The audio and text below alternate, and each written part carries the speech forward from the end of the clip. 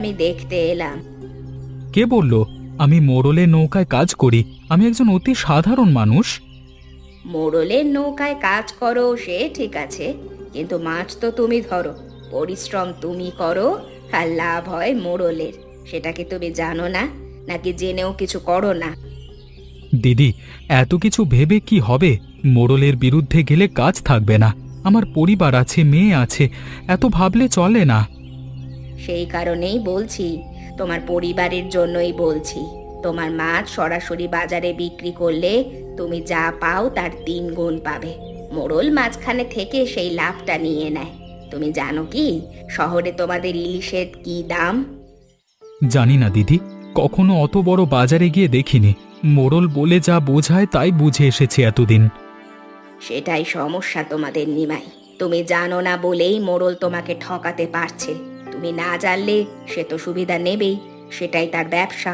আমি তোমাদের সেই পথটা দেখাতে এসেছি, নিজের মাছ নিজে বিক্রি করার পথ। কিন্তু মোড়ল মশাই যদি বাধা দেয়, সে বলেছে তার কথা না শুনলে গ্রামে থাকা কঠিন করে দেবে। একা সাধারণ মানুষ আমি কতটুকু পারবো? নিমাই, নদীর মাছ কি মোড়লের? সেটা কি তার বাপের সম্পত্তি লেখা আছে কোথাও? তুমি ধরো, তুমি পরিশ্রম করো, এই অধিকারটা তোমার। ভয় পেলে সে সারা জীবন তোমাকে এভাবেই রাখবে। আর তোমার মেয়ে বড় হলে কি বলবে তাকে? সেটা ঠিকই বলেছেন দিদি, কিন্তু একা লড়াই করা কঠিন। একা না, আমি আছি। আরো অনেক জেলে আছে সঙ্গে। তোমার মতো আরো অনেকে আছে এই গ্রামে, যারা একই কষ্ট ভোগ করছে। কিন্তু হঠাৎ করে এত বড় পদক্ষেপ নেওয়া কঠিন। ভাবো, কিন্তু বেশি সময় নিও না নিমাই। আমি বেশি সময় দিতে পারবো না।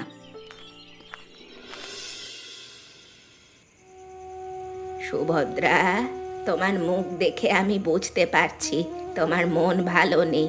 নিমাইয়ের সাথে কি আবার কথা কাটাকাটি হয়েছে? ঝগড়া না ঠাকুমা, তবে শহুরে মহিলা এসে কি কি বলছে তাকে, আর সেটা শুনেছে। বলছে নাকি মাছ এবার নিজে বিক্রি করবে, মোড়লকে পাশ কাটিয়ে যাবে। আমি বলি, এই মোড়লকে চটিয়ে কি লাভ বলো তো?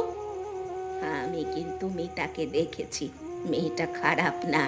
এসেছে অনেক দূর থেকে, তবে সৎ বলেই মনে হয়েছে তাকে আমার। ভালো? আর এটা তুমি বলছো? মোড়লের সাথে লড়াই করে ভালো হবে? তুমি তো জানো এই গ্রামে মোড়লের কথাই শেষ কথা। সে রাগ করলে ঘরে বসে থাকতে হবে, কেউ পাশে দাঁড়াবে না আমাদের। সুভদ্রা, আমি তোমাকে একটা কথা বলি। আমার স্বামী যখন বেঁচে ছিল, সে মোড়লের বাপের বিরুদ্ধে কথা বলতে চেয়েছিল সবার সামনে। আমি সেদিন ভয়ে থামিয়ে দিয়েছিলাম। তারপর? আমার মনে হচ্ছে তোমার জীবনে অনেক বড় দুঃখ আছে। বললাম তো থাকো, দরকার নেই ঝামেলায় যেতে। সে থেমে গিয়েছিল, সারা জীবন কষ্ট করেছে, মুখ বুজে সহ্য করেছে। তারপর মরার আগে আমাকে বলেছিল, কমলা, সেদিন যদি আমাকে না থামাতে, তাহলে হয়তো অনেক কিছুই বদলে দিতে পারতাম আমি। ঠাকুমা, সেটা অন্য সময় ছিল, আর এখন সব আলাদা হয়ে গেছে।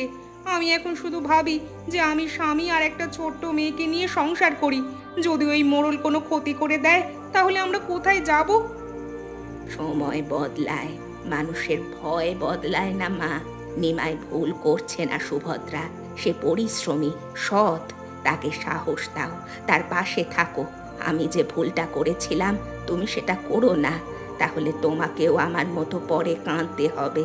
তাই ভয় পেয়ে তোমরা মাথা নিচু করে থেকো না ওই মোড়লের কাছে। তোমাদের কোনো ক্ষতি করতে